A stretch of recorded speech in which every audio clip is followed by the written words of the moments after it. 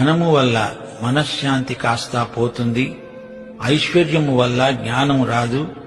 ధనము హెచ్చిన కొలది గర్వం హెచ్చుతుంది. భాగ్యం కలిగిందంటే దాని తాలూకు సమస్యలు నిన్ను ఆవరిస్తాయి. డబ్బును బట్టి కపట స్నేహితులు నీ చుట్టూ పోగవుతారు. ఎవడో వచ్చి నిన్ను లక్షాధికారిని చేస్తానంటే నమ్మకు. కష్టించి పనిచెయ్యి. నీ కష్టార్జితంపై దేవుని ఆశీర్వాదం ఎల్లప్పుడూ నిలిచి ఉంటుంది. దేవునికి విశ్వసనీయుడవైతే, దేవుని రాజ్యాన్ని, ఆయన నీతిని మొదట వెదికే వ్యక్తివైతే దేవుడు నీ ప్రతి అవసరము తీరుస్తాడు. మరో మాట, సామెతల గ్రంథం సోమరితనాన్ని ఖండిస్తుంది. సోమరి కన్నా చీమలు నయం.